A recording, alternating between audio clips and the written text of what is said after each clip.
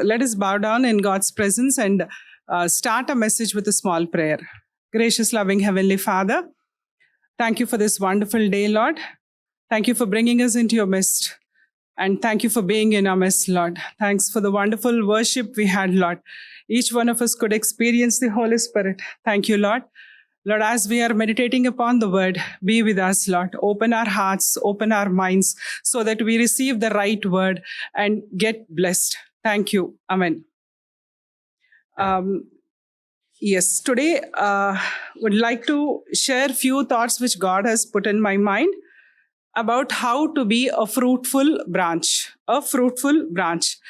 Let us turn our Bibles to Luke chapter 13, verses 6 to 9. Then he told this parable: a man had a fig tree growing in his vineyard, and he went out and he went to look for a fruit on it, but he did not find any. So he said to the man who took care of the vineyard, "For 3 years now, I've been coming to look for the fruit on this fig tree and haven't found any. Cut it down. Why should it use up the soil?" "Sir," the man replied, "leave it alone for 1 more year and I'll dig around it and fertilize it. If it bears fruit next year, fine. If not, then cut it down." Now, in the Bible, this particular passage is mentioned as parable of a barren fig tree, right? It's a parable of barren fig tree. When Jesus has started preaching, when he started the ministry, he was preaching the gospel to people in the form of parables, right?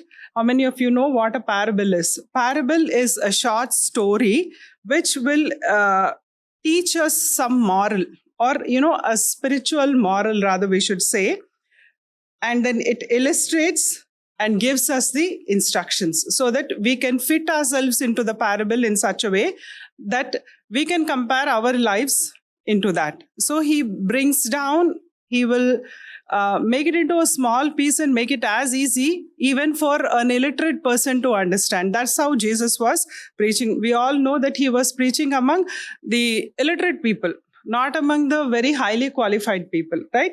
So disciples have once asked Jesus, like, "Jesus, why do you teach in the form of parables only?"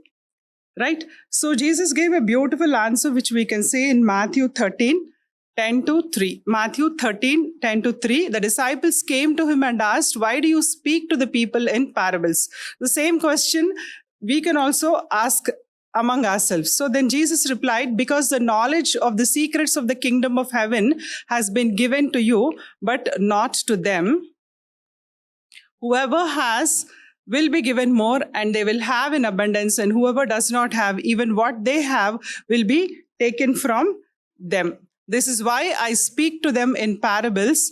Thou seeing, they do not see, thou hearing, they do not hear or understand." The reason why Jesus teaches in parables is so that we can understand the secrets of kingdom of heaven, and we can listen, understand, and gain knowledge out of these parables. So let us get into the exact passage over here. So Jesus is talking about a fig tree and a vineyard. Most of you might have seen how a vineyard would look. It's a grape garden, right? And if you know exactly how a grape garden would look, grape trees or vines or creepers, they always lean onto a support, and then they start growing horizontally, right? They will grow horizontally. Whereas fig tree, most of you might not have seen, but I know it very well.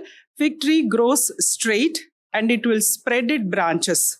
So fig tree grows to a greater height, and the vine creepers will be growing horizontally at a particular height, right? Earlier, around 15, 20 years back, in and around Hyderabad outskirts, every inch of the land, farmers were cultivating only grape trees. So we used to get a chance to see beautiful vineyards with bunches of grapes hanging around. Long time back, I and my daughter went to a farm and into a grape garden in Kerala.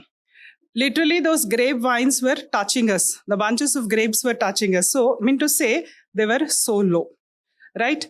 Usually, figs and grapes will never be grown together because they have a different pattern, growth pattern, right? Now, fig tree has to go straight, whereas creeper has to grow horizontally. But here in this passage, when we clearly look there, God says he has planted a fig tree in a wine garden. So let us try to understand what this wine garden is, right? And what this fig tree is. Let us compare this to ourselves. Fig tree is like each one of us who are sitting here. We have been planted by God in a particular place, be it the society, be it a church, be it your workplace or anywhere. So God has planted you like a fig tree. Now, what will be the vineyard?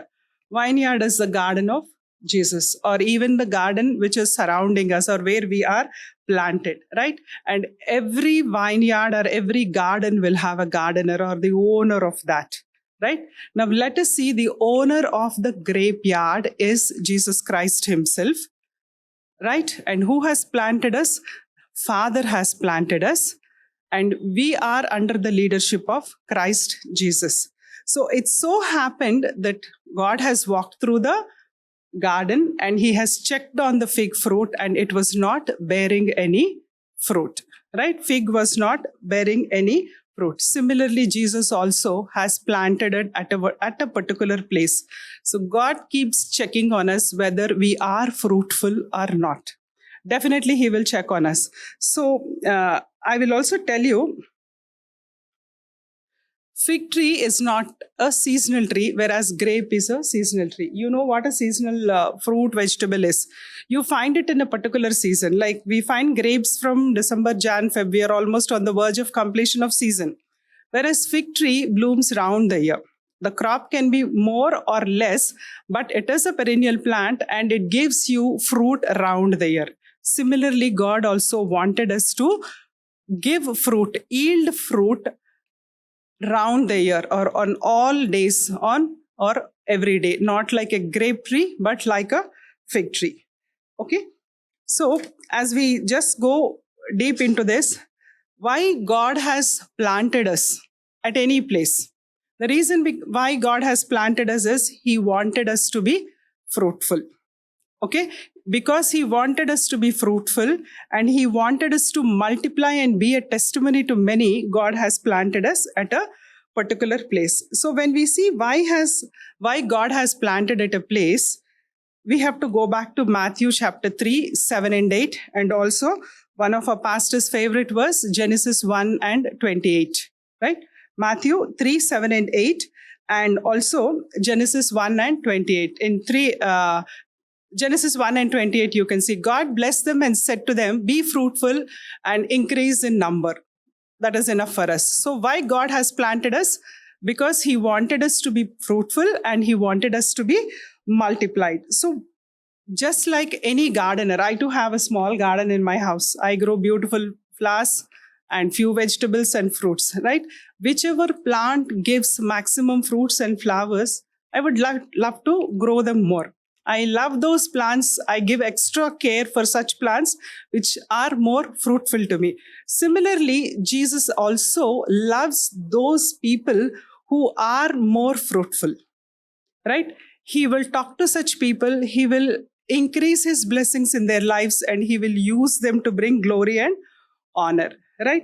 So when Jesus likes the fruitful branches, like he will start testifying about those fruitful branches. When we look into the Bible in Genesis 49 and 22, Jesus talks about the life of Joseph. Jesus says Joseph is a fruitful vine near a spring whose branches climb over the wall. So Jesus testifies that Joseph is a fruitful vine. So when we are fruitful in our lives, Jesus will also testify about us. Take out the name of Joseph over there and we can add our names. We can say Viju is fruitful. So imagine God testifying about us that we are fruitful. So we have to grow into that extent. We have to be fruitful to that extent where our gardener, our Jesus Christ, identify that we are fruitful for him and he will testify about our fruitfulness in front of our heavenly Father. Now let us see how we should be fruitful. When I say we have to be fruitful, all of us will start thinking that We have to be fruitful in our physical lives. Okay, we have to grow, we have to look rich, and then we have to be blessed with good jobs, with more money and everything. We always talk about, when we say fruitful, we always correlate and connect it with our physical blessings. Of course, they are part of our life, but in what way God wanted us to be fruitful? Okay, let us see in what way God wanted us to be fruitful. You know that we are all saved by His precious blood. God has paid a ransom of His blood to make us as His children. He gave us salvation for free, right? And then He wanted us to grow, increase, multiply, and spread the news. So we have received our salvation at free, and we have to grow. So along with our salvation, God has also given us the fruits of Holy Spirit. Right? When we have to read about the fruits of the Holy Spirit, we can turn to Galatians chapter 5 and 22. Galatians chapter 5 and 22. There is a list of the fruits. When we say we have to be fruitful, it is not the fruits of our physical life, but it is the fruit of our spiritual life. So we have to be fruitful in the love, joy, peace, faithfulness, kindness, goodness, and self-control. These are the fruits of the Holy Spirit. And when God say fruitful and multiply, means we have to be fruitful in these particular areas of our life. So when we compare these fruits of Holy Spirit to the life of Joseph, you all know who Joseph is. It's a Sunday school story, right? Now, Joseph has seen visions when he was a young boy. Right? Vision about his future, which would be later after 15 years or 20 years or even more than that. But when he saw the vision, he was a young boy. Though he was a young boy, he realized that the vision shown to him is from God, and he has believed in it in faith. Right? So he had the fruit of belief or the faith. And then at a certain age, when his brothers grew jealousy about Joseph, they have sold him as a slave to the Egyptians, right? And over there, he exhibited his love, his kindness, and goodness. Though he was in trouble, he continues to be loving his brothers, and he showed the kindness. That's what we can see in his life story. When all his brothers come back to Egypt, they never knew that the prime minister of Egypt was their own brother. See, Joseph would have taken a revenge on his brothers, but he didn't do it. Instead, he has shown love and kindness towards his brothers. And also, Joseph was put in the prison for more than 2 years, right? When he was in the prison, he didn't grumble with God. He has shown the patience, right? And Potiphar's wife has tempted Joseph. But over there, Joseph has exhibited an excellent self-control. So when you see the life of Joseph, he was fruitful in all these areas. That's the reason why it's mentioned. That's the reason why Jesus has testified about the life of Joseph. He didn't mention about any other important person in the Bible, but he was only talking about Joseph, only because Joseph was fruitful in all these areas. Similarly, we also, when each time we read those verses saying that, God saying to us that we have to be fruitful and we have to multiply. This is how we have to be fruitful in the love, in the joy, peace, patience, kindness, and goodness, in faithfulness, and in self-control. Now let us see, this is how we have to be fruitful in our lives. Let us also see what will happen when we are fruitful. Definitely, when God asks us to do something, there will be a reward, there will be an award behind it, right? When I ask you something to do, I will definitely reward you, I will recognize you. So when God said be fruitful, He knows what is being kept in store for us when we are fruitful, right? So when we are fruitful, as it is said in John 15 and 8, let us see what will happen when we are fruitful. This is to my Father's glory, that you bear much fruit, showing yourself to be my disciples. So when we are fruitful, what does it testify? We become the true disciples of God. That's the whole idea of following Jesus, right? Jesus wanted us to make His disciple, and He always wanted us to grow into His image and also into his likeness. So when we are fruitful with the spiritual fruits, what God has shown us or given us, what will happen to us is we will become the true disciples of Jesus, and at the same time, we will bring glory and honor to our Father. Right? The whole purpose, the whole idea of all of us to be called as believers, following Jesus Christ, is always to bring glory and honor to our Heavenly Father. Now, this is possible only when we are fruitful. When we are fruitful, we will be the true disciples of Christ, and we will bring glory and honor to our Heavenly Father. So when we bear the fruits of the Holy Spirit, look at the reward what we would get. We will get the spiritual gifts also. Right? Your fruitfulness will always give you gifts of the Holy Spirit. Most of you might be knowing what the gifts of the Holy Spirit are. They are mentioned in the book of 1 Corinthians chapter 12, 14 to 11. There is a huge list of around 7 to 9 gifts of Holy Spirit. Right? When will we get the gifts of Holy Spirit? When we are fruitful in our life. So for being fruitful, you will be called as a disciple of Jesus. You will bring glory and honor to your God, and also you will be rewarded with the gifts of the Holy Spirit. The gifts of the Holy Spirit, there are many. One is the wisdom, a special divine knowledge from God. It's the gift of healing, gift of performing miracles, gift of prophecy, talking in tongues, and telling the meaning of those languages, and also discerning spirit. Right? Distinguish between which message is coming from God and which message is not coming from God. Even that knowledge of distinguishing, discerning spirit is also very important. So just imagine if we are fruitful in our life with love, joy, peace, patience, self-control, goodness, kindness. These are the fruits which God wanted all of us to bear. Right? When we do this, the gift or the reward what we get is the gift of the Holy Spirit, right? So we should always ensure that our lives are fruitful. We yield the best fruit for God, not the worldly fruits, but the best fruits for the God.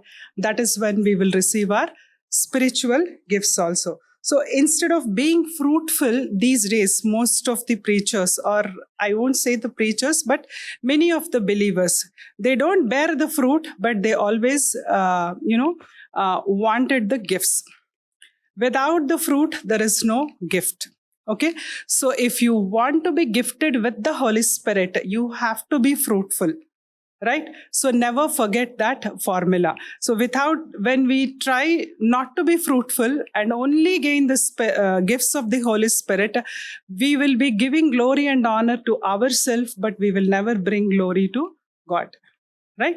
So that's the reason why we should always be fruitful and then get the gifts and then bring glory and honor to the Father. So now I have told you what fruitfulness is and what will happen if we are fruitful in our life. And now I will also tell you and close down my message, what will happen if we are not fruitful. Definitely when God said be fruitful, He has told how we have to be fruitful. And He has also told us what is the reward we would get if we are fruitful. At the same time, God also tells us what would happen if we are not fruitful with the lives which He has given. Right? Let us turn our Bibles to the book of Mark, Luke, and even Matthew also. If we look at the passage which we had read in Luke 13, verse 7, cut it down as it is just taking the place. So when the fig tree is not fruitful, what did God say there? He said, cut it down. So when we are not fruitful, probably that could be the danger. Right? So if we want to remain in God's garden, we should always be fruitful. Similarly, in Mark chapter 12, we could see there that God has cursed that fig tree, that no man will ever eat the fruit of the fig tree. Right? So over there, when it is cursed by God, though it bears a fruit, no man will eat that fruit. So when we are not fruitful, we might be removed from the garden of God. We might be cursed. And also there is another beautiful message in Matthew chapter 3 and 10. The axe is already at the root of the trees, and every tree that does not produce good fruit will be cut down and will be thrown into the fire. Now, see, the fire which is mentioned over here is like the eternal hell. The main goal and purpose of every Christian, right, is to be with God in eternity, right? That's the whole idea of all of us trying to make an effort every day to be holy, to grow into His image, is only to be with God. Now imagine, look at this, the axe is kept at the root, and if we are not fruitful, then probably we will be cut and will be thrown into the eternal fire, eternal hell, right? It is our choice to choose between being with God in heaven eternally or being thrown away into the hell forever. So if you have to fruit perfectly, your root should be strong, right? When your root is strong, we grow perfectly and then we yield the best fruit. Now, your root is always the word of God, the prayer, and Lord Himself. So when you are strongly rooted in Jesus, you will bear the best fruits, you will receive the best spiritual gifts, right? And you will be fruitful and you will meet God in eternity and you will continue to be with God in eternity. So all of us should know that why we have been planted. Now, hope you all understood why the fig tree has been planted, why God was not happy with it, and why God wanted that to be removed. Just like a fig tree planted among the vine garden, we are also planted in the society to be fruitful, right? We have to stand as a testimony wherever we go. People shouldn't talk about us, but they should be able to see Jesus Christ in us, in our word, in our act, in everything we do, the way we dress up, the way we talk, the way we carry ourselves. They should never see us, but rather they should always see Jesus Christ in us. So we should understand the purpose of why we have been planted at a particular place. So we always need to be fruitful spiritually, and we need to be rewarded with what gifts? With the spiritual gifts. Okay? And we should always bear the fruit of the Holy Spirit and bring honor and glory to His name. That is the right purpose of the calling for each one of our lives. Wherever we are, how big, how small we are. We might be a Sunday school child in the church, or we might be an elder or a deacon or a musician, whoever we are. But the very purpose of each one our life is to bear the fruits of the Holy Spirit and bring glory and honor to our Father. Father God in heaven, we thank You for this wonderful day. We thank You for being with us, Lord, in our worship. Thank You for taking us to Your heaven, to Your throne, Lord.